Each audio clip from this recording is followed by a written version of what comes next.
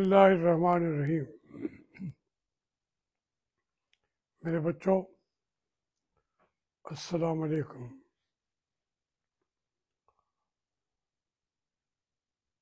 دو تین جو رپورٹس چھپی ہیں ہماری معاشی حالات پہ بھی اور سیاسی حالات پہ بھی، انہی کو میں زیر موضوع لا رہا ہوں. ایک بات تو جو آئی ایم ایف نے کہا ہے کہ ان کے 20 لاکھ ڈالرز کرپشن میں چلے جاتے ہیں. 20 لاکھ یا 2 ارب ڈالر صرف کرپشن میں چلے جاتے ہیں. کیسی کرپشن وہ ہم سب دیکھ رہے ہیں. اگر کوئی پولیس والا کرپشن کرے گا تو کتنے کی کر لے گا؟ 1 لاکھ کی، 2 لاکھ کی. یہ کرپشن ہے وہاں. جو ہماری معیشت ہے اس کے سر کے اندر یہ کرپشن کے کیڑے پڑ چکے ہیں. اور سر میں جب وہ کہتے ہیں مچھی جو ہے، سب سے پہلے اس کے سر میں بیماری آتی ہے اور باقی جسم تو سارا ٹھیک ہوتا ہے. یہ جو کرپشن ہے ہماری قوم کے سر میں چلی گئی ہے. اور اس میں ذمہ داری جو ہے تو بے شک 100 روپے کی بھی کرپشن ہو تو کرپشن ہے. یہاں وہ کہہ رہے ہیں جی آپ کی جی ڈی پی 6.5% بڑھ سکتی ہے اگر کرپشن رک جائے. تو اس نے کہنے وہ یہ چاہ رہے ہیں کہ کرپشن نے پاکستان کی ترقی کو بھی بریکیں لگا دی ہیں. وہ آگے ترقی کو چلنے نہیں دینا چاہتے. اور اس میں جو ملوث ہے اس کا علاج تو وہی ہے جو چائنا نے کیا ہے، جو اسلام میں ہے. ان کا سر کاٹ دے، ان کو پھانسیوں پہ لٹکا دے. مگر اس جو رپورٹ آئی ہے آئی ایم ایف کی، اس کی ایم ایف آئی کی، وہ انہوں نے اس کو نکل گئی ہے.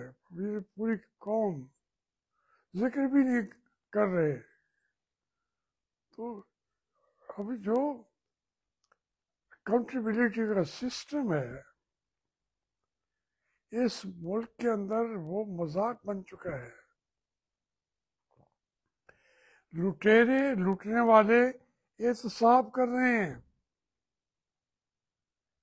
اندازہ کریں آپ، یہ الٹی گنگا چل رہی ہے، الٹی گنگا. تو اس کو اچھا کیسے رکے گا؟ بھائی یہ کرپشن نہیں ہے کہ عاصم منیر صاحب جو ہے آئین میں امینڈمنٹ امینڈمنٹس کرا کے اپنی حیثیت کے سے فائدہ اٹھا کے اپنی حیثیت امریکہ کے سامنے منوا کے سب کے کچھ کر کے پھر وہ کہے جی میں 10 سال کے لیے بیٹھا ہوں. ابھی آ رہے ہیں نا 2-3 دن کے بعد ان کا اصل میں یہ 27ویں امینڈمنٹ کے مطابق ان کے عہدے کی میعاد تو 10 سال کے لیے 2-3 دن میں شروع ہو رہی ہے. یہ کرپشن ہے, کرپٹ پریکٹسز ہے. These are corrupt practices. جو دل چاہتا ہے بیٹھ کے سامنے اربوں روپے پڑے ہیں. اب اس کا فیصلہ عاصم منیر صاحب نے کہنا ہے کہ اس میں سے یہ تنخواہ میرا حق ہے.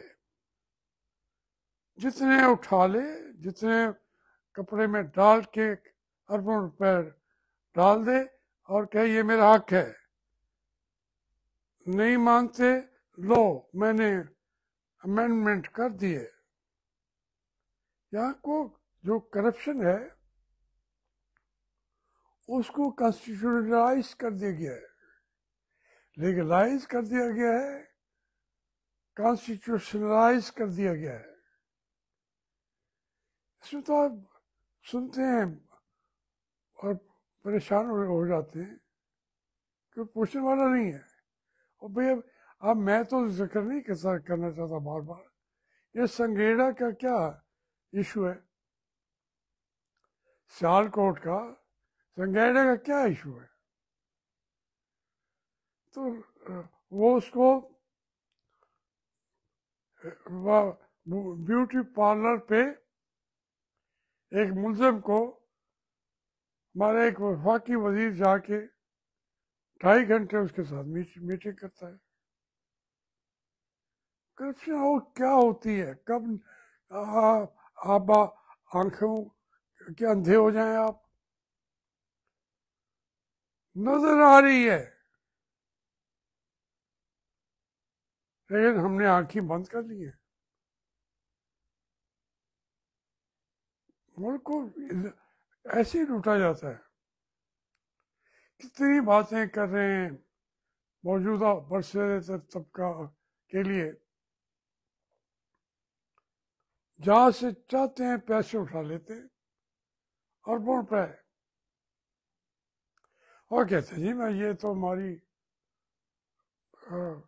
جو ہمارے حکمران ہیں, سولین حکمران پیسے اٹھا رہے.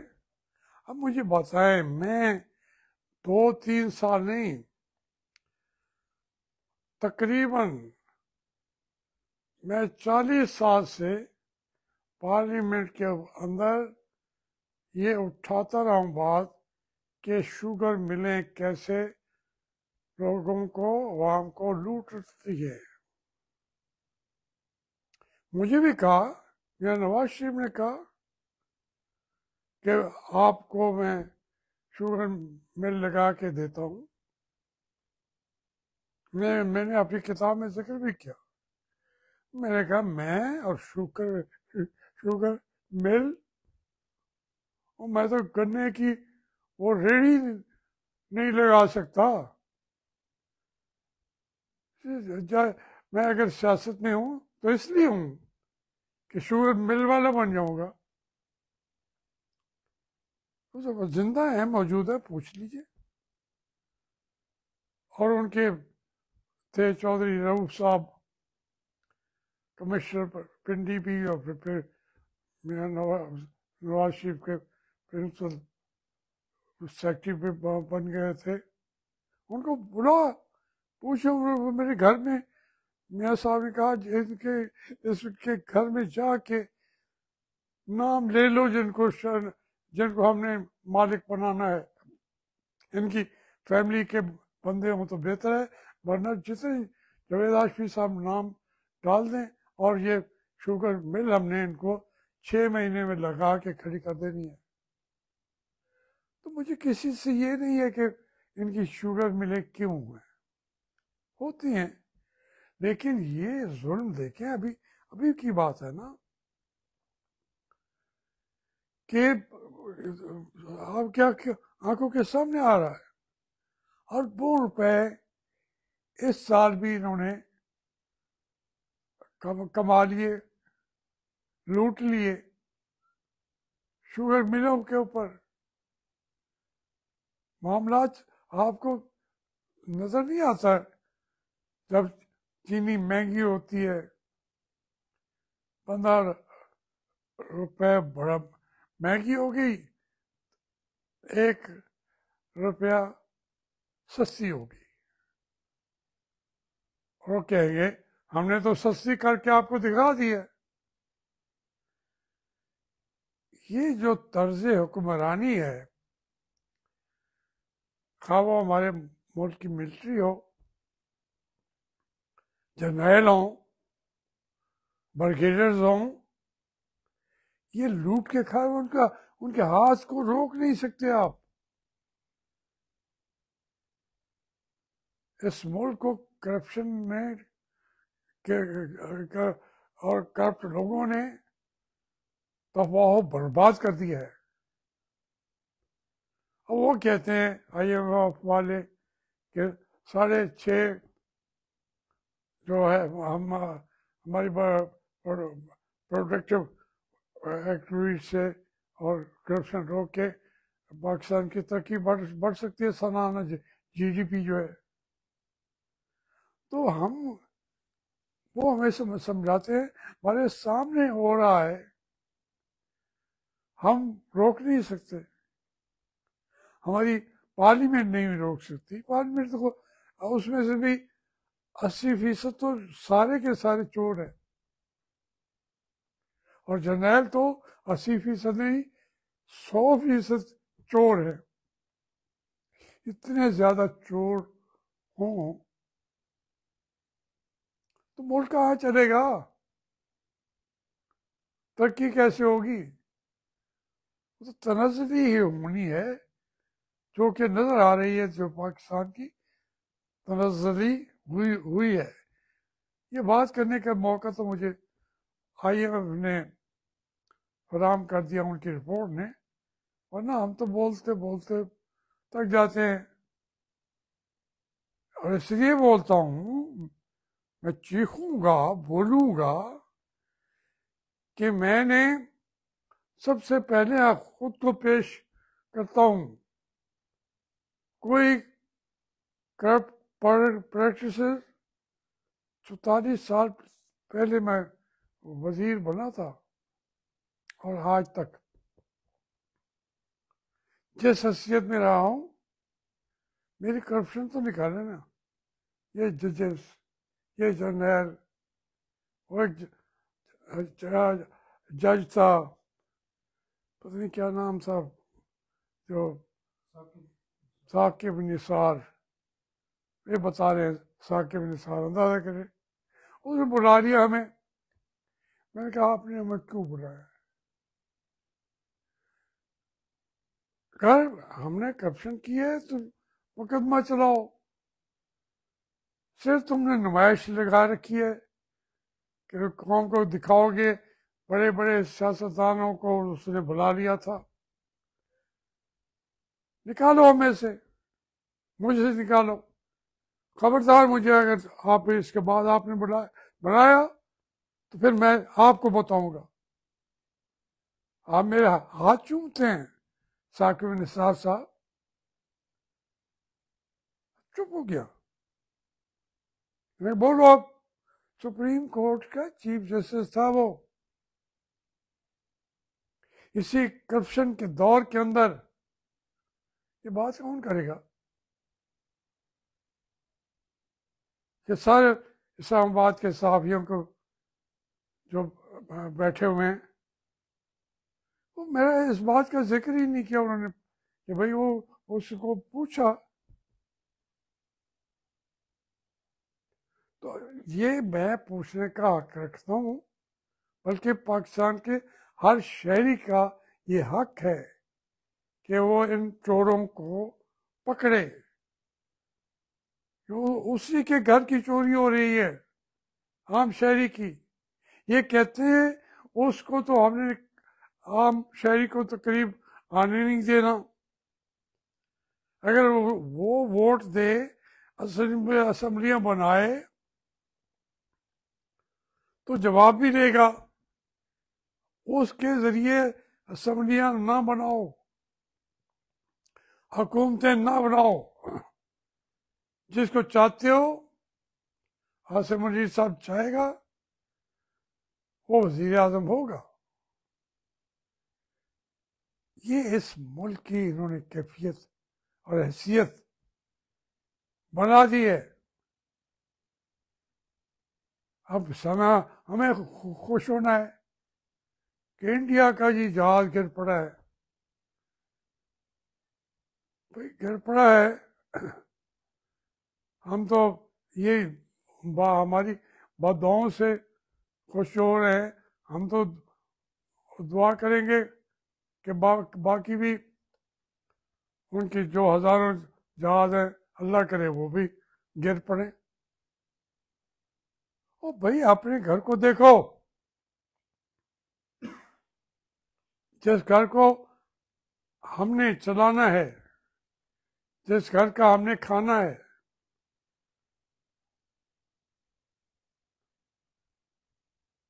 سو یہ اس طریقے سے نہیں چلے گا. اب دیکھیں نا، وہ کل اور پرسوں جو کچھ کیا ہے انہوں نے عمران خان کی بہنوں سے، یقین کریں میں نورین کو جانتا ہوں. اس کا بیٹا جو ہے وہ میرا بیٹا ہے، میرا بیٹوں کی طرف رہا ہے. حفیظ اللہ کا بیٹا ہے. وہ 10-15 سال جیل ہو چکا ہے. اس کی عمر ہم سے 5-6-7-8 سال کم ہوگی نورین کی. تو جیسے اس کے اوپر پانی ڈال رہے تھے، شرم آنی چاہیے. اور یہ سارے جو بنے بے شرموں کی سب سے بڑی گندی سوچ رکھنے والے جواب کیا دیتے ہیں کہ جی انہوں نے یہ کیا تھا تو ان کے ساتھ یہ ہونا چاہیے. کچھ شرم کرو،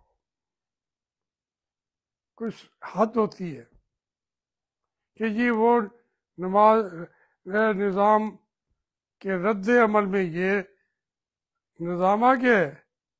یہ ہائبرڈ سسٹم ہے. وہ ایک طلعت حسین ہے، میں تو بڑا اس کو سنتا بھی تھا، اہمیت بھی دیتا تھا. اس حد تک جہل بن جاتے ہیں جب سارا مسئلہ ان کے سامنے آ جائے. سید طلعت حسین، کوئی حد کی بات ہوتی ہے. یہ اس کو ایک نظام، چونکہ رجیم چینج ہو رہی ہے پھر اور آ رہی ہے، کیا تجزیے کر رہے ہیں اس ملک کے ساتھ. جو زیادتی ان کے ساتھ ہوئی ہے، اس طرح کی زیادتی کسی کے ساتھ نہیں ہوئی جو نورین بی بی کے ساتھ ہوا ہے، جو علینا کے ساتھ ہوتا رہا ہے، عظمیٰ کے ساتھ ہوتا رہا ہے. ایسے کبھی نہیں ہوا. شرم کرو. پوری دنیا کے اندر یہی باتیں ہیں. سیکھو. انڈیا کے اوپر جو دوسری رپورٹ انہوں نے کانگریس کے اندر دی ہے، انڈیا جو دنیا کی سب سے بڑی ڈیموکریسی کہا جاتا ہے، انہوں نے جو اپنے اپوزیشن کے لوگوں کے ساتھ کیا ہے، جو کشمیریوں کے ساتھ کیا ہے، جو عیسائیوں کے ساتھ کیا ہے، مائنارٹیز کے ساتھ کیا ہے، لوگوں کو جو چھوت چھات کے ذریعے سے ان کو ٹکڑوں میں بانٹتے گئے ہیں. تو آج پورا دنیا دیکھ رہی ہے کہ یہ کرنے سے یہ ہوا ہے. تم پاکستان میں ہمیں کیا جانتے ہو؟ ہم اگر آپ سے آپ کا مقابلہ نہیں کر سکتے ہم عاصم منیر صاحب، تو آپ ہمیں مائنارٹیز کے طور پہ بھی اس سے بھی نیچے جا کے ڈیل کریں گے؟ میں تو سمجھتا ہوں اسلام تو کہتا ہے جو مائنارٹیز ہیں برابر کے حقوق ہیں انہیں حاصل، جیسے مسلمانوں کو ہیں اس سے بلکہ ذرا زیادہ حقوق ذمیوں کے ہے. ذمی لفظ ہی یہ ہے کہ اس کا ذمہ اسٹیٹ کا ہے. یہ ذمہ ہے اسٹیٹ کا کہ اگر ان کے ساتھ کچھ ہوگا تو اسٹیٹ فیل ہو جائے گی. یہ ہے اسلام. کبھی پڑھا کرے اسلام کو. اس طریقے سے چیزیں آپ کو کرتے جائیں گے، مسائل بڑھتے جائیں گے. یہ تو اچھی بات ہے کہ انڈیا ایکسپوز ہو رہا ہے، ایکسپوز ہو رہا ہے. ہم پاکستان یہ 78 سال سے کہہ رہا ہے کہ یہ تم حقوق چھینے ہوئے ہیں، تم نے انڈینز کے حقوق چھینے ہوئے ہیں. میری تو آنکھیں روشن ہو گئی جب میں نے دیکھا کہ انڈیا جو یہاں سے ہندو چلے گئے تھے وہ ان ہندوؤں کو وہ ہندو جو ہیں ان کو برداشت نہیں کر سکے، اور وہ جو پاکستانی ہندوز تھے سانگڑ کے یا ادھر کے ترپار کر کے وہ جہاز ٹرکوں پہ دوبارہ واپس بیٹھ کے اپنے وطن کی طرف آ رہے ہیں. ان کا بھی استقبال کیجیے، دنیا کو بتائیے. آپ اگر اچھی بات کریں گے. سر میں آخر میں ایک بات کر کے یہ کہنا چاہتا ہوں کہ غزہ کے ساتھ کیا کیا ہے آپ نے ورچولی اسرائیل کو تسلیم کر لیا ہے. کیوں؟ اتنی گندی قوم ہے ہم. پاکستان کا ایک ایک آدمی جو ہے وہ فلسطینیوں کے اوپر قربان ہو جائے گا، قبلہ اول کے لیے بھی قربان ہو جائے گا. تو اسرائیل کے سارے پٹھو ہو گئے ہو ڈونلڈ ٹرمپ کے کہنے پہ.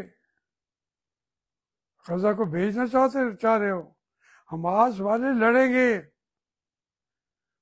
دیکھیں آپ کو یہاں ہمیں تاثر دے رہے تھے کہ جی وہ مر کے تھک گئے ہیں تو غزہ تو یہ ہو گیا ہے. او بھائی یہ ہر چیز اب کچھ چھپتا نہیں ہے. اس پر انہوں نے اسلحے کے پہاڑ لگا لیے ہیں غزہ میں حماس والوں نے. وہ کہتے جی آپ ہمیں بیچ رہے ہیں پاکستان والوں، ہمیں آپ بیچنا چاہتے ہیں بیچ لیں، ہم نہیں بیچیں گے. ہم ہتھیار نہیں ڈالیں گے. اور ہم نے کیا کہنا ہے؟ ہتھیار ڈالو. وہ نہیں ڈالیں گے. یہ حیثیت اپنی کیوں بنا رہے ہیں عاصم منیر صاحب؟ یہ طریقہ نہیں اچھا، آپ کے لیے بالکل نہیں اچھا. آپ کو تو آپ کیا آگے پیچھے تو ہے ہی کوئی نہیں، کچھ نہیں، کوئی نہیں، کوئی ہے ہی نہیں. کون ہے؟ یہی عہدہ ہے، فیلڈ مارشل ہوتا ہے 3 دفعہ کے. آپ فیلڈ مارشل ہیں تو کئی فیلڈ مارشل جو ہے لوگوں نے اٹھا کے پھینک دیا تخت سے. ایوب خان کی طرف دیکھو، جاؤ فیلڈ مارشل بھی اپنی قبر پہ لکھوا لینا، ہم بھی آپ کی قبر پہ فیلڈ مارشل لکھوا دیں گے. مہربانی.